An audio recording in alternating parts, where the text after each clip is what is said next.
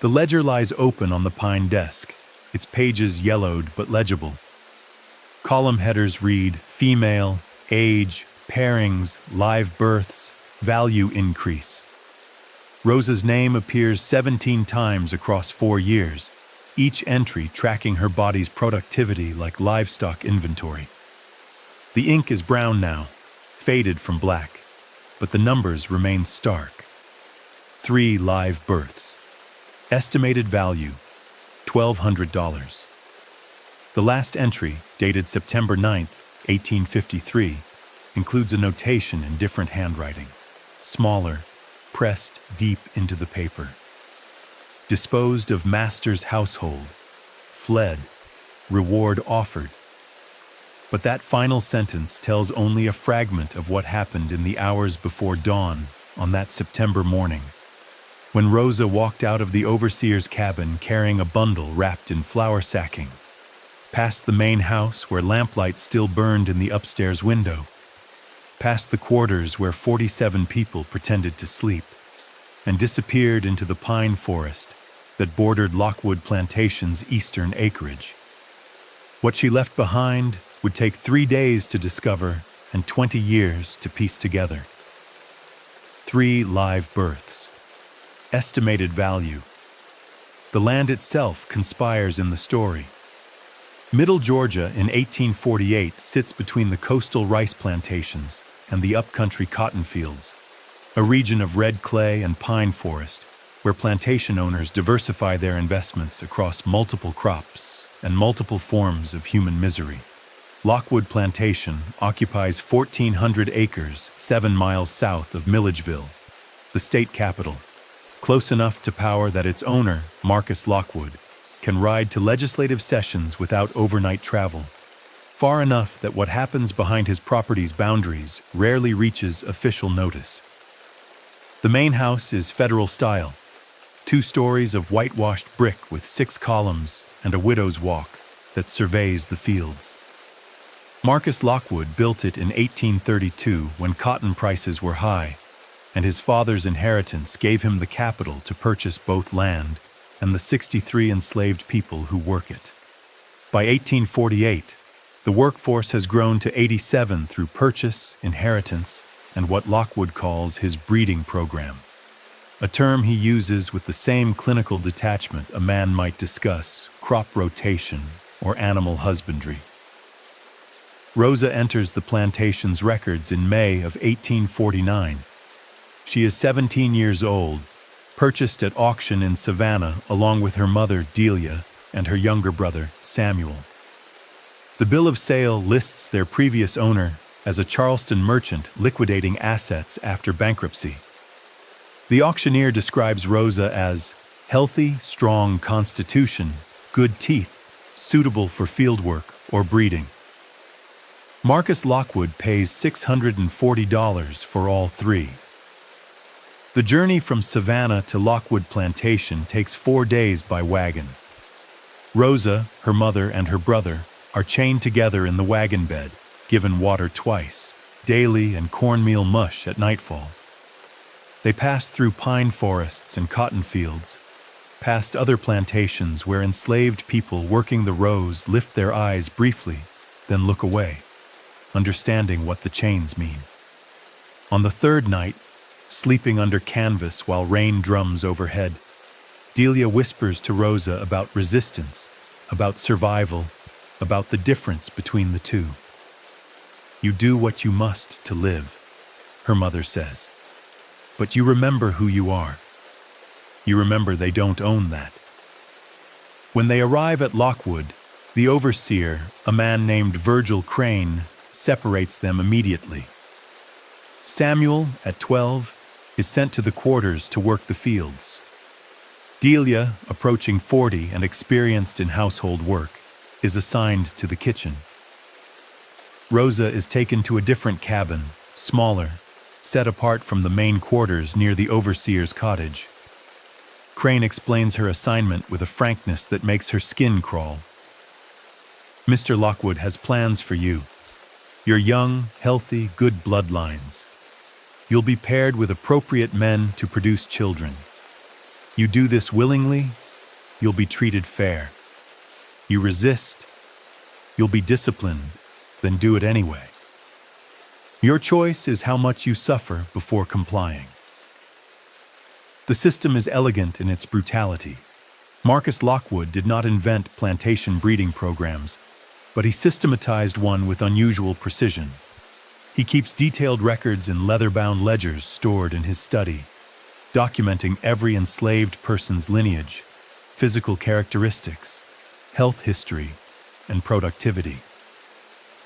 He believes, correctly within the framework of his monstrous worldview, that careful genetic selection can produce stronger, healthier workers while eliminating the need to purchase additional labor at unpredictable auction prices. The breeding cabin where Rosa lives houses 6 young women, ages 16 to 23, all selected for what Lockwood considers desirable traits: physical health, intelligence, compliant temperament. They sleep on corn husk mattresses, 6 to a room, with a small cook fire for preparing the rations Crane delivers twice weekly. They are given slightly better food than field hands, extra clothing, exemption from the hardest labor. These privileges are calculated incentives designed to create a separate class within the enslaved population, women who might accept their role in exchange for relative comfort. Rosa is paired with a man named Jacob 3 weeks after her arrival. Jacob is 24, born on the plantation, known for his physical strength and steady disposition. He is given no choice in the matter. Neither is Rosa. Crane brings Jacob to the breeding cabin after nightfall and leaves them in a small room with a locked door. What happens in that room is rape, though the legal framework of 1849 Georgia does not recognize that term when applied to enslaved people. The law treats them as property, and property cannot be violated, only used according to its owner's wishes. Jacob Idan and Rosa are paired twice weekly for 3 months. In December of 1849, Rosa realizes she is pregnant. The overseer records this in the plantation ledger. Rosa, age 17, first conception successful. Jacob bloodline. Anticipated delivery July 1850. The notation includes an estimated value increase of $200, accounting for both the child's future labor and Rosa's proven fertility. The pregnancy is difficult. Rosa experiences severe morning sickness through her first trimester, struggles with swelling and fatigue in her third. The plantation's medical care consists of a white physician who visits monthly to examine valuable property, and an elderly enslaved woman named Aunt Phoebe who knows herbal remedies and midwifery. Aunt Phoebe treats Rosa with a mixture of professional competence and deep sadness. "I'm sorry, child," she says during one examination, her hands gentle on Rosa's swollen belly. "I'm sorry this is happening to you. I'm sorry I can't stop it. All I can do is try to keep you and this baby alive." Rosa gives birth in July of 1850 to a daughter she is not allowed to name. Marcus Lockwood names the child Pearl and has her registered in the plantation records as property of the Lockwood estate. Rosa is permitted to nurse Pearl for 6 months. Then the infant is transferred to the nursery cabin, where enslaved children under working age are raised collectively by elderly women no longer capable of field labor. Rosa sees her daughter during brief Sunday visiting periods, watching Pearl grow with a mixture of fierce love and helpless rage. 3 months after Pearl's birth, Rosa is paired with a different man. The second man is named Daniel, a field hand in his late 20s with a quiet demeanor and careful eyes. Like Jacob before him, Daniel has no say in the pairing. Unlike Jacob, Daniel tries to make it bearable. He speaks to Rosa before touching her, asks if she is well, tells her about his own family sold away years before. It is a kindness within horror, an attempt to preserve some shred of humanity in a system designed to erase it. Rosa conceives again in May of 1851. This pregnancy progresses more easily than her first, though the psychological weight has become nearly unbearable. She is 19 years old and trapped in a cycle she cannot escape. Conception, pregnancy, birth, brief contact with her child, separation, then another pairing. She has become a machine for producing enslaved children who will themselves be machines for producing wealth for Marcus Lockwood. During this second pregnancy, Rosa begins to truly see the scope of Lockwood's system. The breeding cabin houses 6 women, but there are 2 other cabins serving the same function. Across the plantation, 18 young women are being systematically impregnated, their children categorized and valued in the ledgers. Some of the women accept this as inevitable, finding what comfort they can in better food and lighter work. Others resist internally while complying physically, their eyes holding a rage that never finds expression. 2 women have tried to run. One was captured within a day and whipped publicly. The other made it 3 days before being tracked down by dogs. She was sold south to a plantation in Alabama, where the work kills most people within 5 years. Rosa gives birth to a son in February of 1852. Lockwood names him Augustus and notes in the ledger that this child shows strong constitution, vigorous from birth. Rosa is allowed 3 months with Augustus before he is taken to the nursery. In that time, she memorizes every detail of his face, the way his fingers curl around her thumb, the specific pitch of his cry when he's hungry. She knows she will lose these memories. That time and trauma will blur them, but she tries desperately to hold on. The fracture comes in July of 1852, during a moment Rosa does not expect. She is hanging laundry behind the breeding cabin when she sees her mother, Delia, crossing the yard carrying a basket of vegetables from the kitchen garden. They are not supposed to speak, are not supposed to acknowledge their kinship where overseers can see. But Delia slows as she passes, and their eyes meet. In that glance, Rosa sees her mother's grief, her powerlessness, her fury. And Rosa realizes with sudden clarity that she has been compliant, has been surviving day by day, has been accepting the unacceptable. That night, Rosa does not sleep. She lies on her corn husk mattress, staring at the ceiling beams, and begins planning. Not escape, not yet, but something else. Information gathering, understanding the system well enough to find its weaknesses, patience as a weapon. She thinks about what her mother said years ago in the wagon. You do what you must to live, but you remember who you are. Rosa has been living. Now she needs to remember. Marcus Lockwood keeps his ledgers in a locked cabinet in his study on the main house's 2nd floor. The study is off limits to enslaved people except for Patience, the elderly woman who dusts twice weekly under Lockwood's supervision. But Rosa has been in that room once, briefly, when she was first brought to the plantation and Lockwood examined her personally, assessing her suitability for his breeding program. She remembers the layout, the desk facing the window, the cabinet against the east wall, the key Lockwood keeps on a chain in his waistcoat pocket.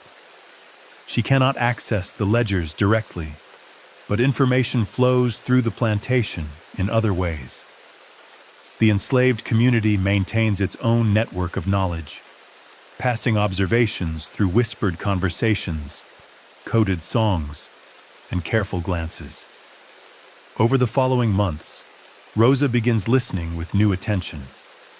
She learns that Lockwood meets monthly with other plantation owners who operate similar breeding programs, sharing techniques and outcomes like farmers discussing crop yields. She learns that Virgil Crane keeps a separate set of records in his cabin, less detailed than Lockwood's, but more accessible. She learns that the white physician who visits monthly, Dr. Samuel Pritchard, has expressed private reservations about the breeding program, though he continues accepting payment for his services. Dr. Pritchard's ambivalence becomes important in September of 1852, when Rosa feigns illness to secure an examination. She complains of persistent abdominal pain and fever, symptoms that concern Crane enough to summon the physician. Pritchard examines Rosa in the breeding cabin while Crane waits outside. His examination is cursory, his diagnosis vague. Possible inflammation of the female organs. Rest recommended for 2 weeks. No further pairings until symptoms resolve. As he packs his medical bag, Pritchard speaks without looking at Rosa.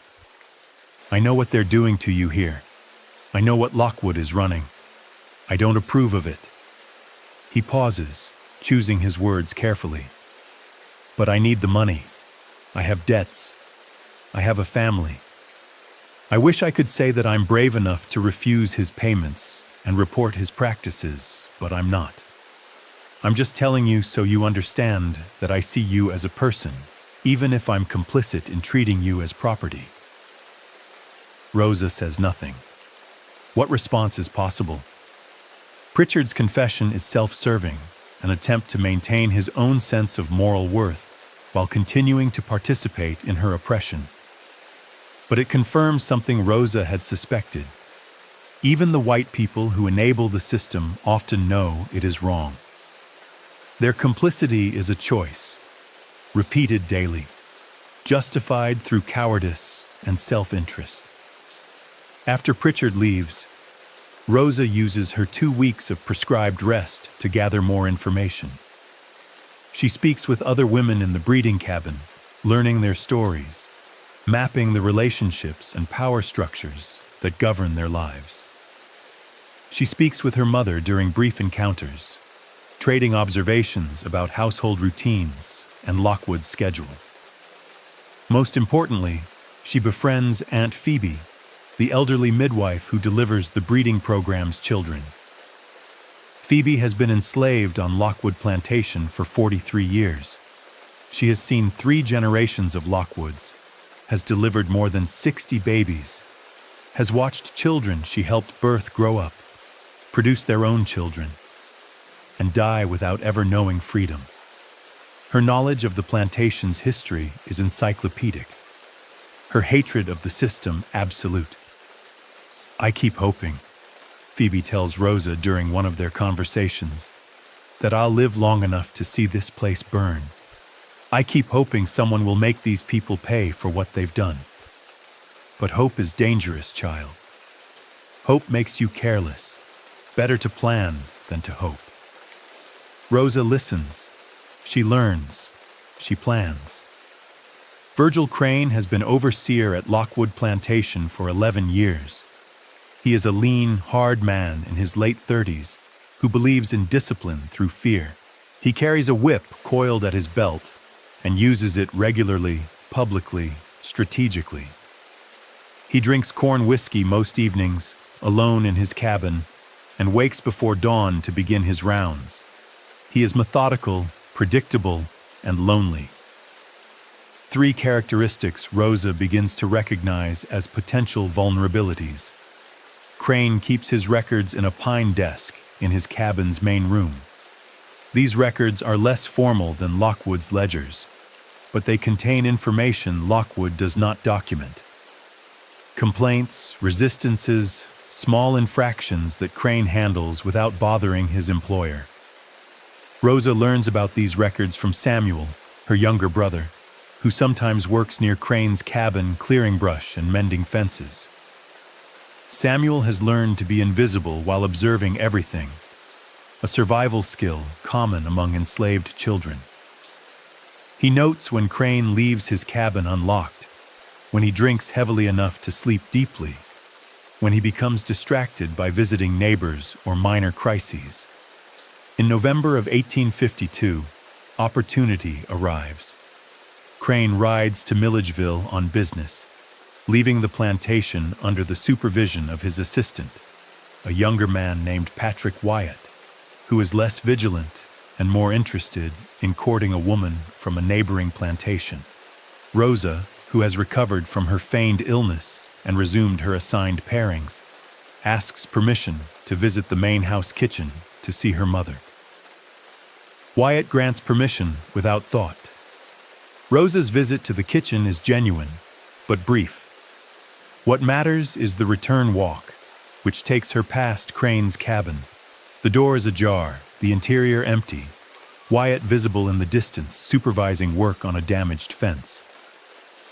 Rosa has perhaps 3 minutes. She slips inside. The cabin is sparse.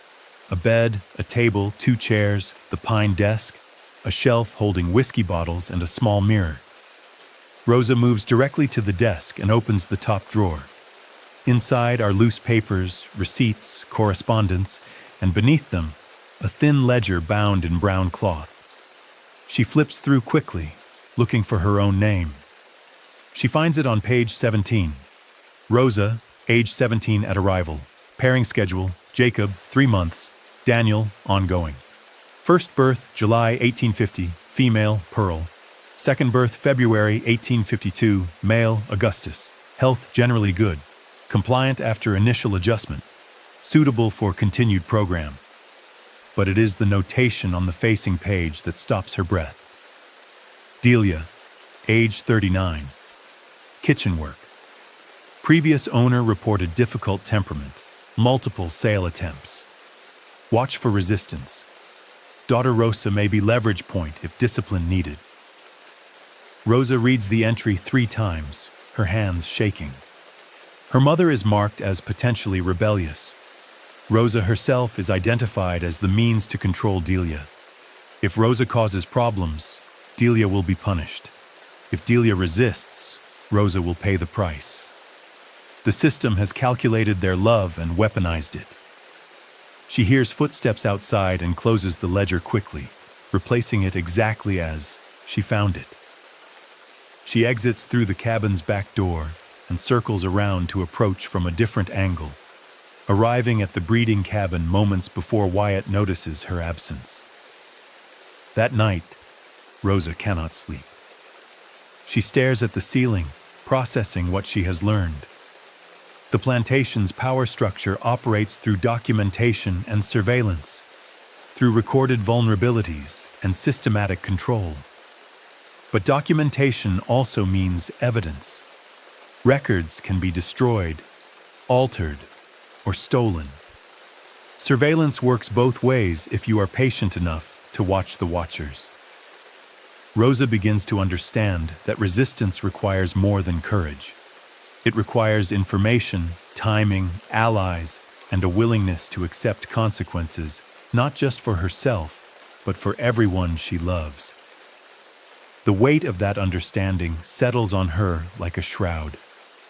4 times each year, Marcus Lockwood hosts what he calls a breeding symposium at his plantation. 8 to 12 owners from surrounding counties gather to share techniques, compare results, and discuss the economics of human reproduction. These meetings occur in Lockwood's study, behind closed doors, over brandy and cigars. The enslaved people who serve the meals, who clean the rooms, who listen from hallways and through walls, treat these gatherings as intelligence operations.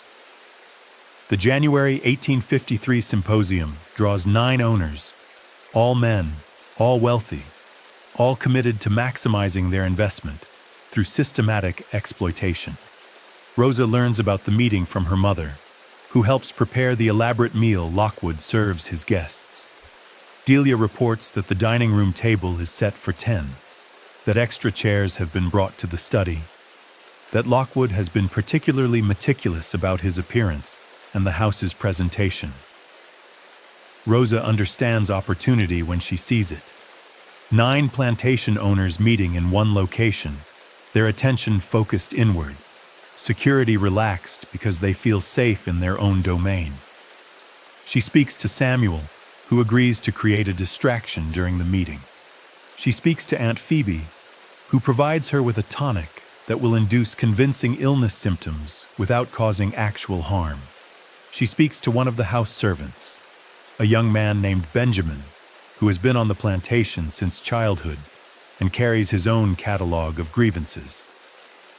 On the evening of January 19th, Rosa drinks Aunt Phoebe's tonic and within an hour develops severe stomach cramps and vomiting. The symptoms are dramatic enough that the woman supervising the breeding cabin, an enslaved woman named Ruth, who is herself complicit in Lockwood's system, calls for help. Delia is sent from the kitchen to assess Rosa's condition. Mother and daughter are granted 10 minutes alone while Ruth fetches supplies. "It's not real," Rosa whispers. "I need you to keep everyone's attention on me for the next hour. Can you do that?" Delia's face remains impassive, but her eyes sharpen with understanding. "What? Are you planning?" "Information. Just information." Rosa doubles over with another feigned cramp. "Please, Mama, trust me." Delia hesitates, then nods. What follows is a performance both women execute with desperate precision. Delia calls loudly for additional help, summons Aunt Phoebe, insists that Rosa needs immediate medical attention. The commotion draws attention from the main house, where the symposium is underway. Virgil Crane appears to investigate, irritated by the disturbance, but concerned about potential property loss. For 20 minutes, the focus of every white person on the plantation is on Rosa's apparent medical crisis. During those 20 minutes, Benjamin slips into the main house through the kitchen entrance. He moves quietly up the back stairs to the second floor. The study door is closed, male voices audible through the wood discussing conception rates and optimal pairing frequencies. Benjamin enters Lockwood's bedroom, locates the waistcoat hanging on a dressing stand, and removes the key ring from its pocket. He returns to the study door, waits for a moment of loud conversation to mask any sound, unlocks it, and takes a single ledger from the cabinet before locking it again. The entire operation takes less than 4 minutes. Benjamin brings the ledger to Delia, who has been monitoring the situation from the main house hallway. Delia brings it to Rosa in the breeding cabin under the pretext of checking on her condition. Rosa, still feigning illness, has perhaps 5 minutes to read what she can before the ledger must be returned. The stolen ledger is not the current records, but an older volume from 1846 through 1849. Rosa flips through quickly, looking for patterns, for names, for anything useful. What she finds makes her physically ill in a way the tonic never could. The ledger documents not just births, but also deaths. 15 women have died during or shortly after childbirth in those 4 years. Their deaths are noted clinically. Maria, age 19, died of excessive bleeding, September 1846. Sarah, age 21, fever following birth, December 1847.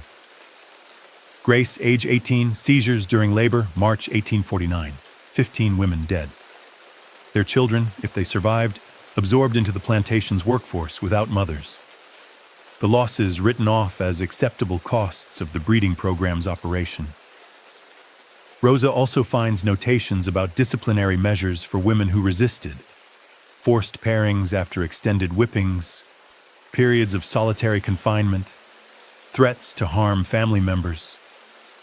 And she finds something else, a list of names under the heading "disposed of," referring to women who had become problematic. 6 women sold to cotton plantations in Mississippi and Alabama, where survival rates were measurably lower than in Georgia. The list includes ages, dates of sale, and reasons: persistent refusal, influence on other breeders, attempted escape. Rosa memorizes what she can, knowing she will never have this access again. Then she returns the ledger to Delia, who returns it to Benjamin, who returns it to Lockwood's bedroom and replaces the key in the waistcoat pocket. The entire chain of theft and return takes less than 30 minutes. By the time Crane returns to check on Rosa's condition, she is recovering, the crisis apparently past. Aunt Phoebe, examining Rosa after everyone else has left, speaks quietly. "Whatever you're doing, child, be careful. They will kill you if they catch you. They've done it before." "I know," Rosa says. "I just read about it." Milledgeville in 1853 has 11 churches serving its white population. Presbyterian, Methodist, Baptist, Episcopal congregations occupying buildings that range from modest wooden structures to the imposing stone First Presbyterian Church on Green Street. These churches preach sermons about Christian duty, moral righteousness, and the divine order that places some people above others. They quote carefully selected scripture to justify slavery. They accept tithes from plantation owners whose wealth derives from treating human beings as livestock. Marcus Lockwood attends First Presbyterian. He sits in a rented pew near the front, listens to Reverend Thomas Caldwell preach about stewardship and obedience, and returns home to continue operating his breeding program. The contradiction appears to trouble no one. Reverend Caldwell knows about Lockwood's practices. The entire congregation knows. Lockwood makes no secret of his methods, considers himself innovative rather than cruel, discusses his breeding program with other parishioners after services. Some church members express quiet discomfort, but none speak publicly against it. The church itself remains silent because Lockwood's financial contributions help maintain the building, pay the minister's salary, and fund missionary work, bringing Christianity to people in foreign lands who have not yet learned to accept their divinely ordained places. Rosa learns about this dynamic from Patience, the elderly enslaved woman who dusts Lockwood's study. Patience also does household work at the church, cleaning the building after services, and she overhears conversations that reveal the congregation's collective complicity. "They know," Patience tells Rosa during one of their brief encounters. "Every one of them knows what he's doing. Some of them think it's wrong, but none of them will say it out loud. Because if they speak against him, they might have to speak against their own practices. And then where would they be?" The question hangs between them, rhetorical but devastating. What would you do if you sat in those pews? If you knew your neighbor was systematically raping enslaved women to produce more enslaved children? If you watched him take communion, heard him sing hymns, saw him bow his head in prayer? Would you remain silent to preserve your own position in that community? Would you tell yourself that you were powerless to change things, that speaking out would accomplish nothing except your own social destruction? Would you find theological justifications for your silence, scripture passages that allowed you to look away? The people of First Presbyterian Church made their choice week after week, year after year. Silence over witness, comfort over courage, complicity disguised as civility. This knowledge hardened something in Rosa. She had believed, perhaps naively, that some white people might help if they knew what was happening. But they do know. They have always known. And they have chosen to enable the system that destroys her because changing it would require sacrificing their own privileges.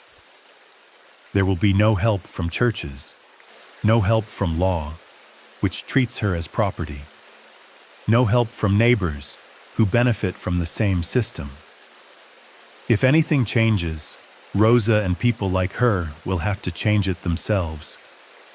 The Underground Railroad operates in Georgia, though in 1853, it is more concept than formal organization.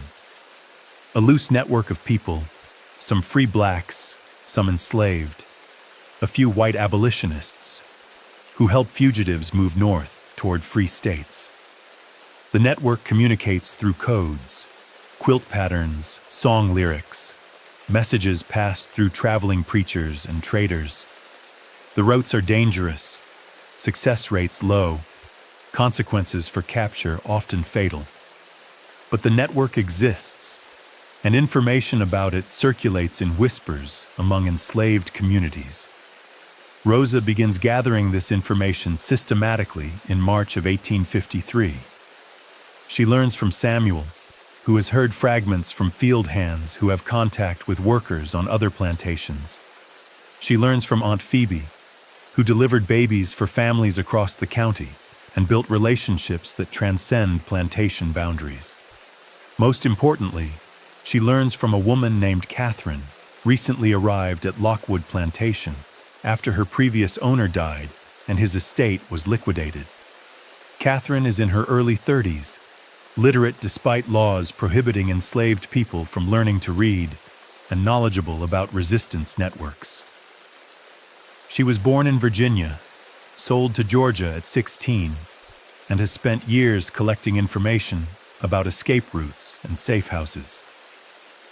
She is assigned to fieldwork at Lockwood, but she spends her Sunday rest periods talking with other enslaved people, sharing knowledge, building networks. Rosa meets Catherine in April during a brief window when both are near the plantation's main well. They exchange only a few sentences, but Catherine recognizes something in Rosa's questions. The next Sunday, Catherine arranges a longer conversation in the pine woods east of the quarters. They sit on fallen logs, voices low, ears alert for anyone approaching. "You're planning something," Catherine says, not a question. "I can see it in how you watch things, how you ask questions." Rosa considers denial, then decides trust is necessary. "I'm planning to hurt him, Lockwood. I'm planning to make him pay for what he's done. Then I'm planning to run."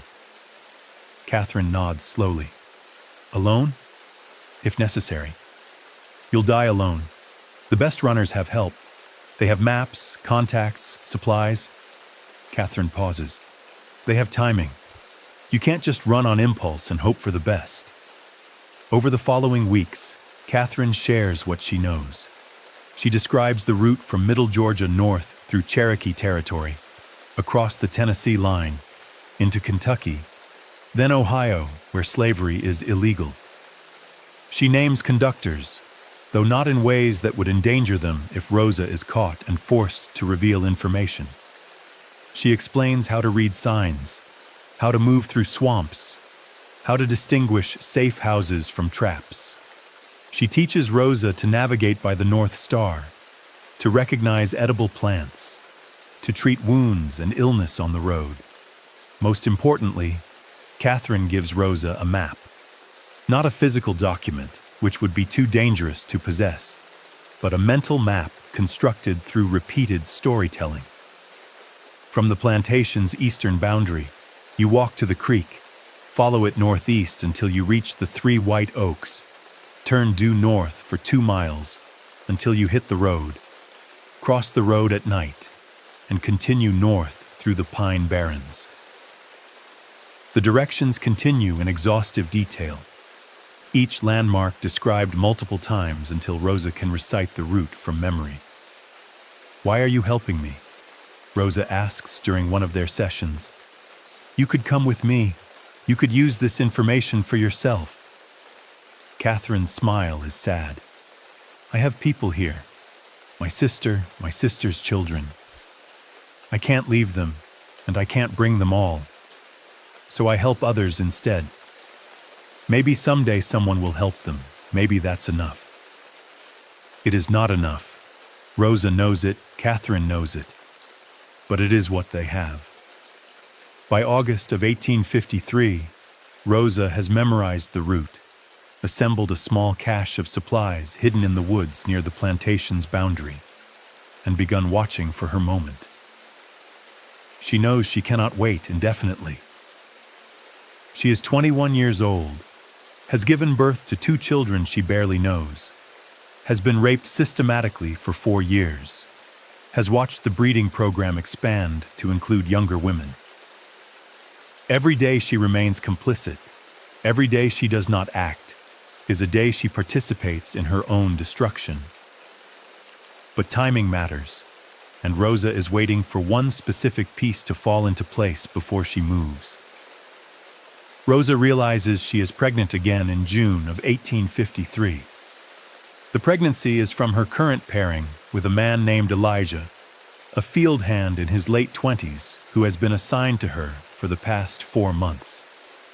Like Daniel before him, Elijah tries to maintain some humanity within the horror, speaking to Rosa, treating her with as much gentleness as the circumstances allow. Rosa has developed a careful emotional distance from the men she is forced to pair with. She does not blame them. They are victims of the same system, but she cannot afford attachment, cannot afford to see them as anything but temporary presences in her nightmare. When Virgil Crane records the pregnancy in his ledger, he notes that this will be Rosa's 3rd live birth, demonstrating her continued value to Lockwood's breeding program. If this child is healthy, Rosa's estimated worth will increase to $1,800, more than triple what Lockwood paid for her 4 years earlier. The system's calculations are precise, cold, profitable. But this pregnancy is different because Rosa has no intention of carrying it to term under Lockwood's ownership. This pregnancy is the final piece of her plan falling into place. She is pregnant, which means she will receive extra rations, lighter work assignments, closer supervision by Aunt Phoebe. She is pregnant, which means she has 7 months before delivery. She is pregnant, which means everyone assumes she will be physically limited, emotionally preoccupied, less likely to attempt anything dangerous. Everyone assumes wrong. Rosa shares her pregnancy news with only 2 people outside the official channels. She tells her mother, Delia, during a brief encounter near the kitchen garden. Delia's face shows immediate grief, understanding what another child means. Another baby Rosa will be forced to birth, bond with briefly, then lose. But Rosa whispers quickly, "Trust me. This time will be different." Delia's eyes widen slightly, but she nods and says nothing more. Rosa also tells Catherine, who understands immediately. "You're going to run while pregnant?" "I'm going to run before it shows. 2 months, maybe 3. While I can still move quickly, while no one suspects I would risk it."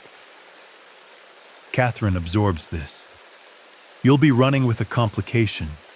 If something goes wrong, if you miscarry on the road, you could bleed out with no help." "I know.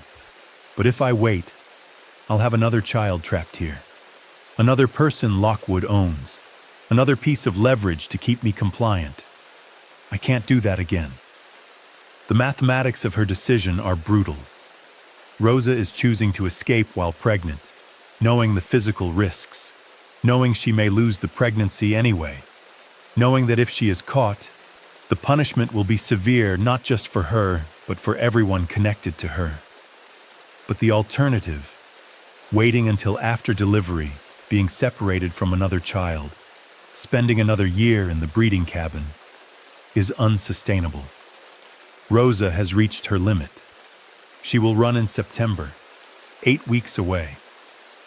Enough time to finalize preparations, to memorize every detail of the escape route, to position her cached supplies, to say goodbye to the people she loves without revealing her plans. Enough time to watch for the optimal window, a night when Crane is drunk, when the moon is dark, when recent rain has softened the ground to minimize tracking. But those 8 weeks also give the system time to reveal new horrors, to tighten its grip, to remind Rosa exactly what she is escaping. In July of 1853, one of the other women in the breeding program, a 19-year-old named Maria, tries to induce her own miscarriage. Maria has been at Lockwood Plantation for 2 years, has given birth once, and has been recently paired again. She is 3 months pregnant when she obtains herbs from someone. The source is never revealed, and takes them in quantities designed to terminate the pregnancy. The attempt fails catastrophically. Maria does not miscarry cleanly, but instead develops severe complications: excessive bleeding, infection, fever. Aunt Phoebe does everything she can, but the damage is too extensive. Maria dies 4 days after taking the herbs, delirious with fever, crying out for her mother who was sold years before. Virgil Crane investigates the incident with cold fury. He questions every woman in the breeding cabins, every field hand who might have provided the herbs, every person who had contact with Maria in the weeks before her death. The interrogations are backed by threats of whipping, sale, or worse. But no one breaks. The enslaved community closes ranks, protecting whoever helped Maria, understanding that revealing the source would endanger everyone. Crane's investigation finds no culprit, but he implements new security measures anyway. The breeding cabins are locked at night, windows barred. Women are monitored more closely, their movements restricted, their access to the wider plantation population limited.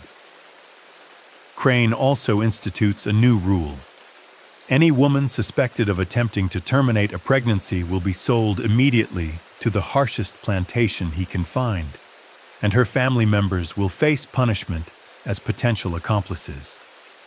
The message is clear. You will produce children. You will do so willingly or unwillingly, but you will do it. Any resistance will be met with overwhelming force. The system is tightening. Rosa attends Maria's burial in the small cemetery where enslaved people are interred. The grave is unmarked except for a wooden cross that will rot within a year. Reverend Caldwell does not attend. No white people attend. Maria is buried by her own community in a brief ceremony where Aunt Phoebe says a few words about rest and peace and justice deferred. She was trying to be free the only way she could, Phoebe says quietly. Can't fault her for that. Can't fault anyone for choosing their own death over the death the system demands. But I wish she'd lived. I wish we could have helped her find another way. Rosa stands at the grave's edge, looking down at the disturbed earth, and thinks about how many women are buried here. How many died in childbirth, from infection, from despair, from trying to escape through whatever means they could imagine. How many lives Lockwood's breeding program has consumed in pursuit of profit. The mathematics of oppression are written in this cemetery, in graves without names, in earth that receives body after body, year after year. That night, Rosa finalizes her timeline. She will run on September 9th, 6 weeks away. Not because conditions will be optimal then. Conditions will never be optimal, but because she cannot wait any longer. Because every day she remains risks becoming Maria, risks dying in service of a system designed to destroy her. 6 weeks. Then freedom or death. Either is preferable to this. In August of 1853, Marcus Lockwood conducts his annual review of the breeding program's performance. He sits in his study with his ledgers spread across the desk, calculating returns on investment, projecting future yields, making notations about which women remain productive and which should be reassigned to fieldwork as their fertility declines. It is a cold, methodical process that treats human reproduction as agricultural output. Rosa learns about this review from Patience, who dusts the study while Lockwood works. Patience reports that Lockwood seems pleased with his program's results. The breeding cabins have produced 23 live births over the past 4 years. with 18 children surviving past infancy, at an average value of $600 per child. The program has generated nearly $11,000 in human capital without purchase costs. Lockwood considers this proof of concept, validation of his methods, justification for expanding the program to include additional young women recently purchased or born on the plantation. Patience also reports something else. Lockwood is planning to document his breeding program comprehensively, to write a manual that he can share with other plantation owners, perhaps even publish through agricultural journals. He believes his systematic approach represents innovation worthy of wider adoption. He is dictating notes to himself, drafting sections about selection criteria, pairing protocols, prenatal care, and the economic benefits of controlled reproduction. His language is clinical, dispassionate, proud. The realization that Lockwood intends to publish his methods makes Rosa's decision feel even more urgent. If his manual circulates, if other plantations adopt his systematic approach, the breeding programs will proliferate across the South. More women will be trapped in the nightmare Rosa experiences daily. The system will become more efficient, more entrenched, more difficult to dismantle. Rosa begins planning not just her escape, but also what she will leave behind. She cannot take Lockwood's ledgers with her. They are too large, too carefully secured, and stealing them would alert him immediately. But she can copy key sections, create her own record that could someday serve as evidence or testimony. She recruits Benjamin, the young man who helped steal the ledger during the January symposium, to obtain paper and ink from the main house. Over 3 nights in late August, Rosa copies sections of Crane's ledger that she had memorized during her brief access months earlier. The names of women who died, the names of children produced, the notations about discipline and disposal.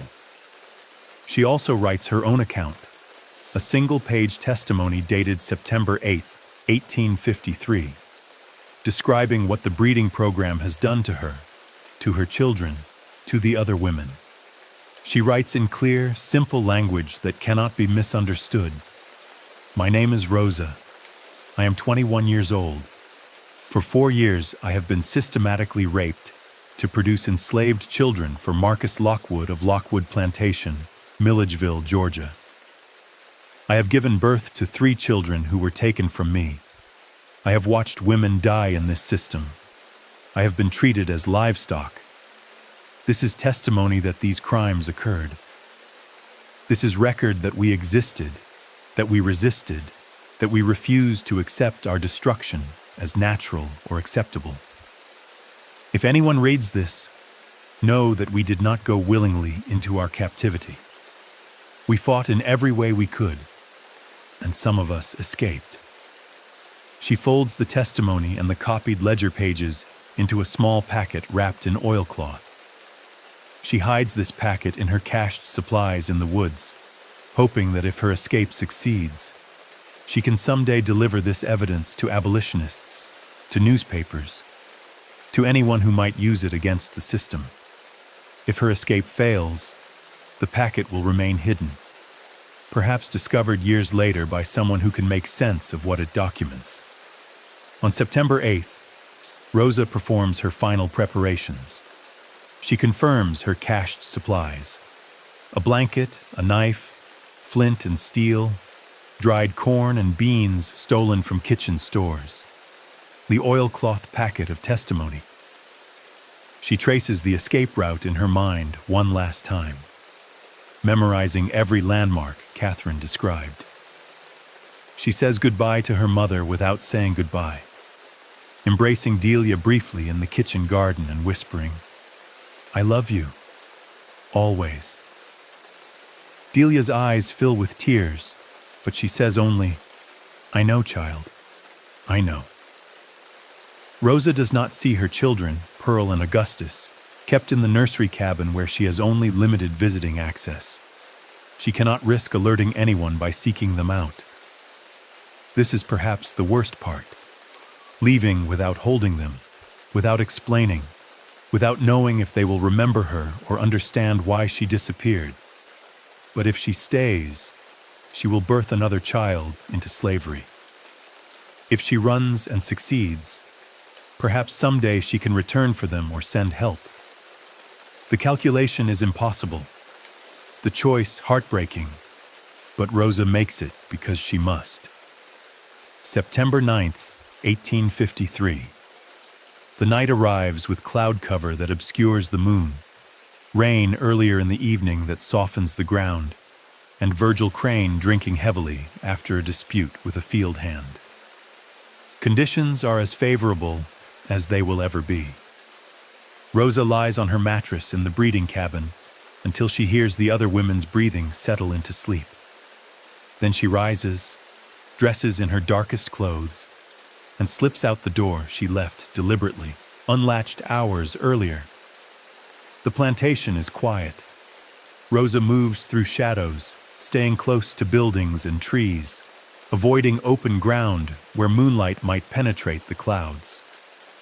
She crosses the yard between the breeding cabin and the main house, passes the kitchen where her mother sleeps, passes the quarters where her brother sleeps, passes the nursery where her children sleep. Each step is a small death, a severance, a choice between survival and love.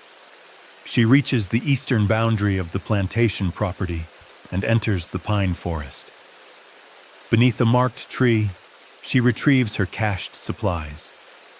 Then she begins walking northeast, toward the creek, toward the 3 white oaks, toward freedom or death, toward whatever future awaits beyond Lockwood's control. She does not look back.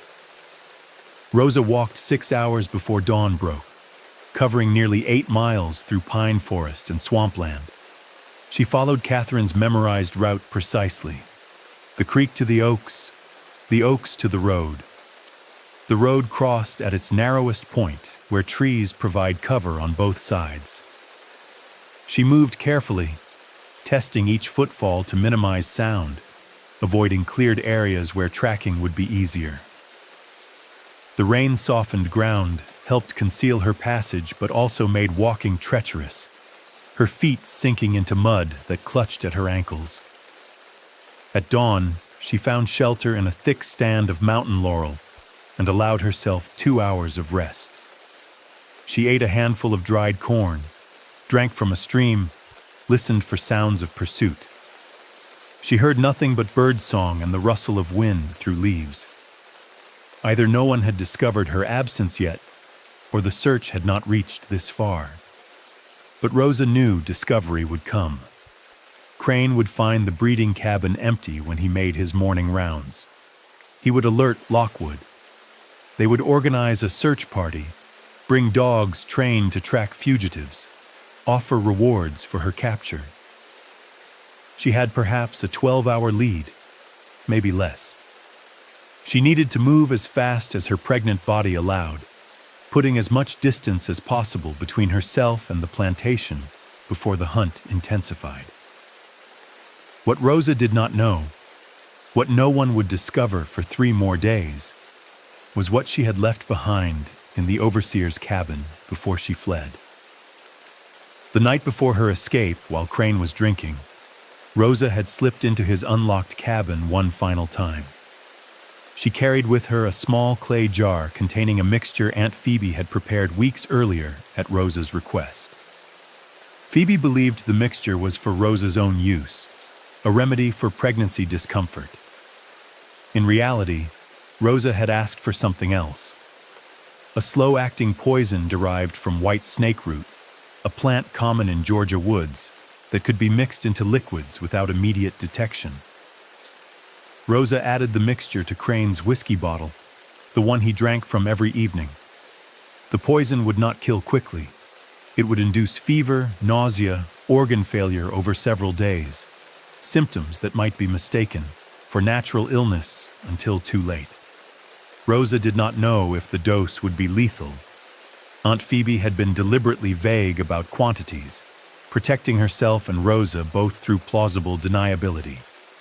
But Rosa knew it would sicken Crane severely, potentially incapacitate him, possibly kill him. This was her revenge.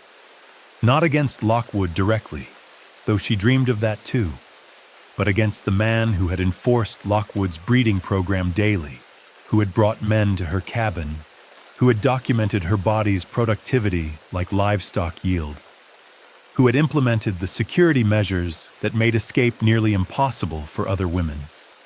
If Rosa's flight inspired others to try running, Crane's illness would create a window of opportunity.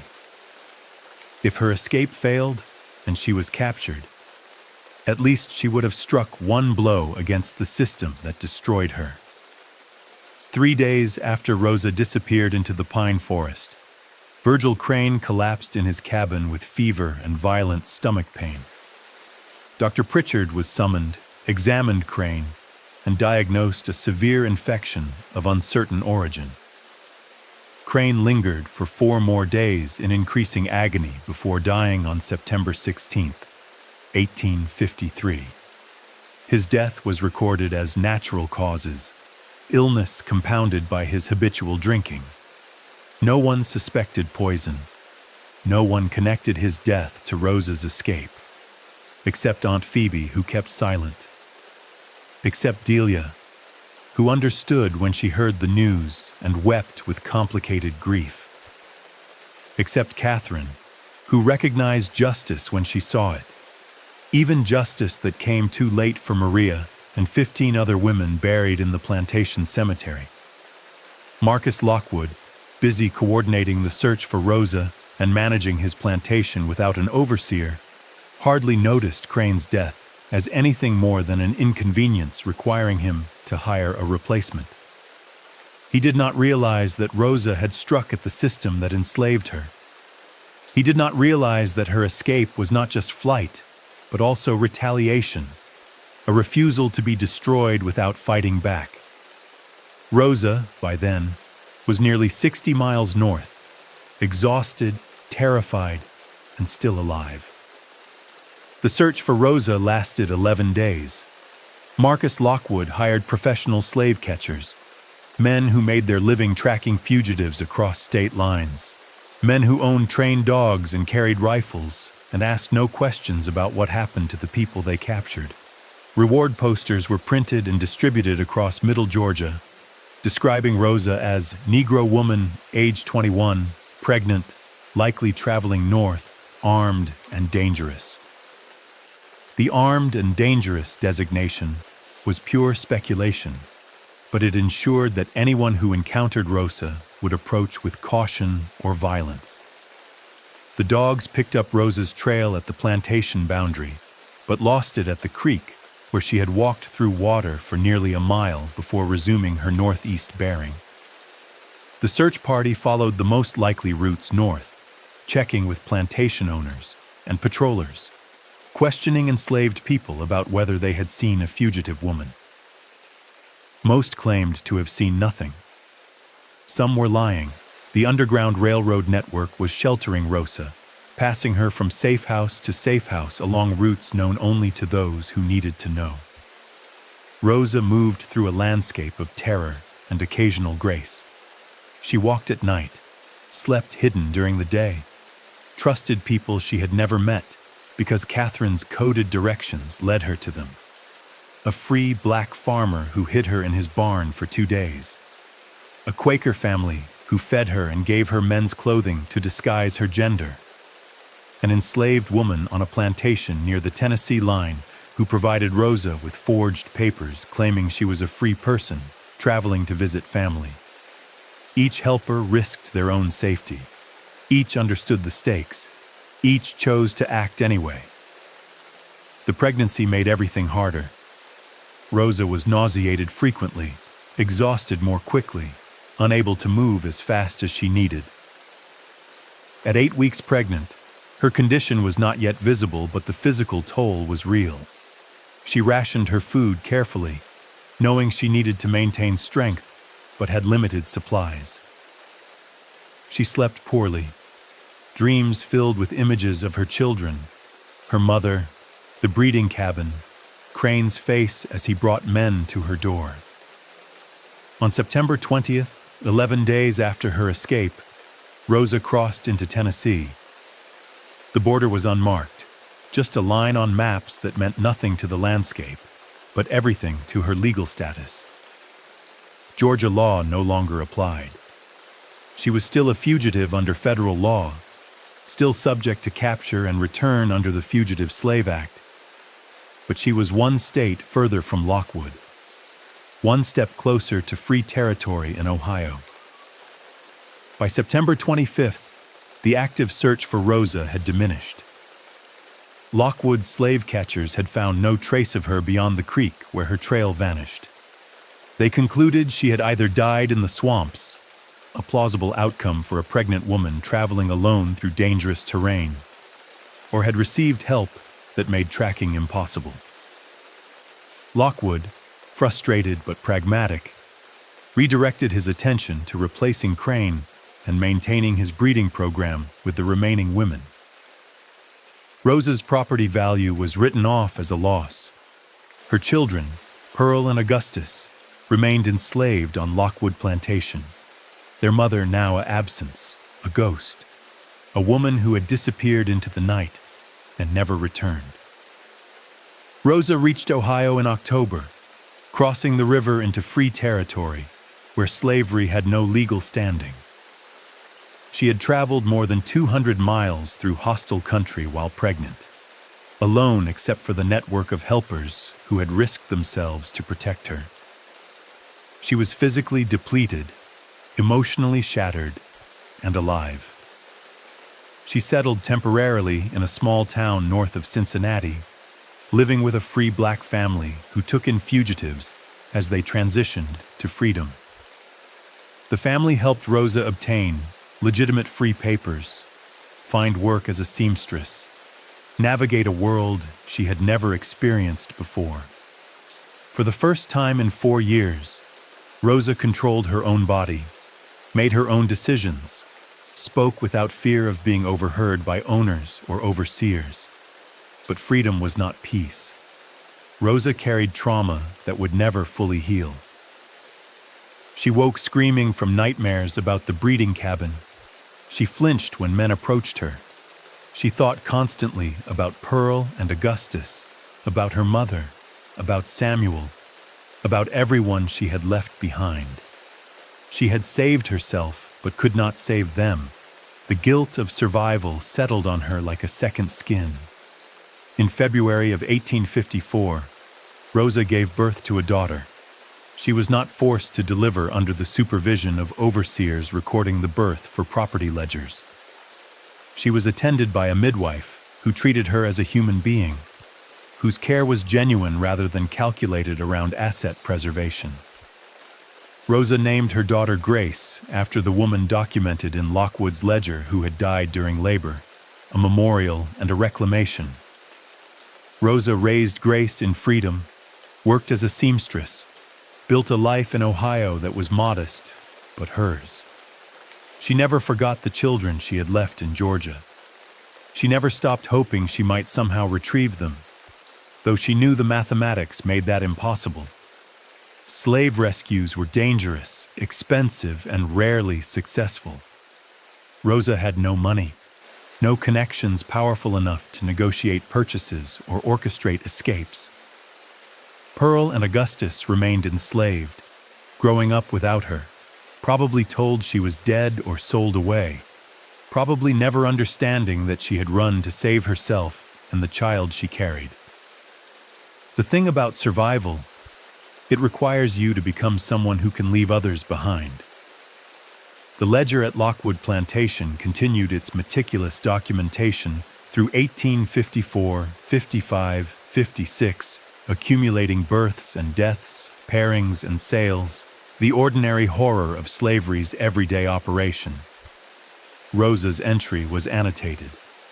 Escaped September 1853, 3 children produced before loss. Pearl, female, age 3, Augustus, male, age 1, unborn child, status unknown, Total realized value, Chuck was $200, projected loss, $600. Marcus Lockwood never published his breeding program manual. After Rosa's escape and Crane's death, complications accumulated. 2 more women in the breeding program became pregnant, but miscarried under suspicious circumstances, leading Lockwood to suspect sabotage. One woman, a field hand named Sarah, was caught with herbs similar to those Maria had used and was sold south as punishment. The breeding program continued, but with increased security and decreased efficiency. The mathematical certainty Lockwood had relied upon fractured into paranoia and diminishing returns. In April of 1861, the Civil War began. Georgia seceded from the Union, and Lockwood Plantation's operations were disrupted by the demands of Confederate military service and economic upheaval. Lockwood himself was too old for combat, but contributed financially to the Confederate cause, believing that Southern victory would preserve his way of life permanently. He was wrong. By 1864, Sherman's march through Georgia brought Union troops within 20 miles of Lockwood Plantation. By 1865, the Confederacy had collapsed, slavery was abolished, and Lockwood's breeding program became legally defunct. Rosa learned about emancipation while living in Ohio. She read the news with complicated emotions: relief that the system had finally been destroyed, grief for all the people who died before freedom came, fury that it took 4 years of war and 600,000 deaths to end something that should never have existed. She thought about returning to Georgia to search for her children, but she had no money for travel, no guarantee they had survived the war's chaos, no assurance she would even be safe in the post-war South, where resentment against freed people ran deep and violent. What Rosa did do was write testimony. She contacted abolition societies, described her experiences in the breeding program, provided dates and names and details that could serve as historical record. Some of her testimony was published in anti-slavery newspapers, though often in sanitized form that softened the horror to make it palatable for readers who preferred their oppression at a comfortable distance. The original testimony, in Rosa's own words, was filed with the Freedmen's Bureau and eventually archived in collections that would gather dust for more than a century.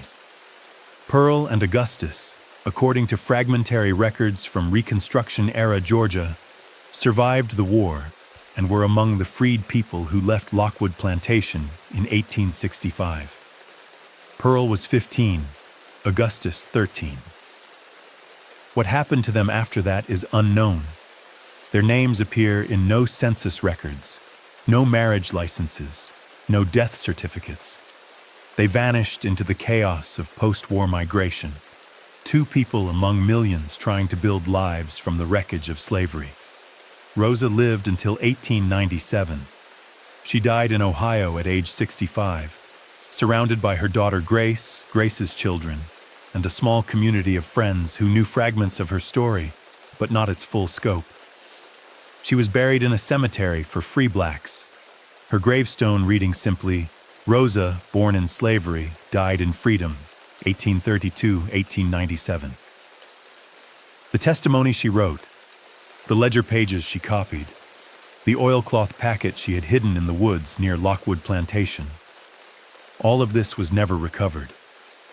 Either it rotted undiscovered in the Georgia forest, or someone found it and destroyed it. Or it remains there still, buried under decades of leaf fall and time, waiting for a historian or a hiker or a storm to reveal it. What survives instead are the official records. Lockwood Plantation's ledgers, archived in Georgia's historical collections, document the breeding program with clinical precision. Census records from 1850 show 87 enslaved people on Lockwood's property. Estate documents from Marcus Lockwood's death in 1872 include valuations of human property even though slavery had been abolished 7 years earlier. suggesting his refusal to accept reality. Newspaper archives contain brief mentions of the plantation's operations, though always in euphemistic language that obscures what was actually happening. And in oral histories collected in the 1930s from elderly formerly enslaved people, there are fragments. A woman who remembered the breeding place near Milledgeville where they made women have babies for selling. A man who recalled Rosa, who poisoned the overseer and ran away, and nobody ever found her. A daughter of a woman who knew Rosa's mother, repeating a story about the one who got away and left her babies behind and lived with that forever. These fragments add up to testimony. Not the testimony Rosa wrote, which is lost, but testimony that lives in memory, in the spaces between official documents, in the stories people tell about those who resisted.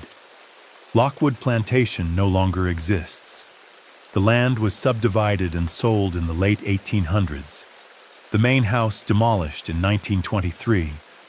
The quarters buildings rotted away until nothing remained but foundation stones and the small cemetery where women like Maria are buried without markers. Modern development has covered most of the original acreage, though a 50-acre tract on the plantation's eastern boundary remains wooded, pine forest that has regenerated over more than a century. Sometimes hikers in those woods report finding artifacts, fragments of pottery, rusted tools, the remains of a cabin foundation. In 2008, a historian researching plantation breeding programs identified Lockwood Plantation as one of the most systematically documented examples of forced reproduction in the antebellum South. She published an article detailing the program's operations, using Lockwood's own ledgers as evidence.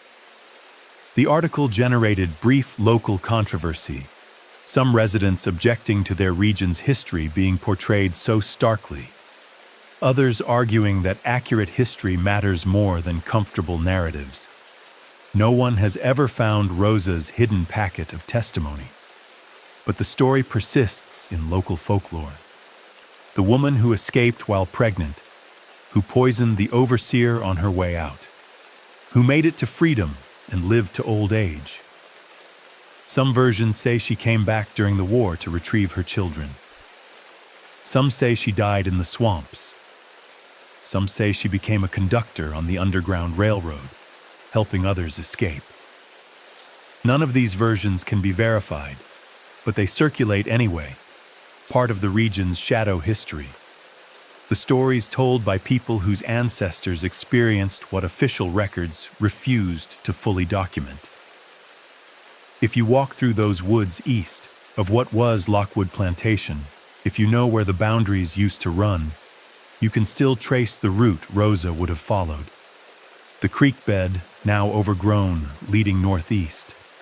The stand of white oaks, 2 of which remain. The road, now paved and busy, that she crossed in darkness.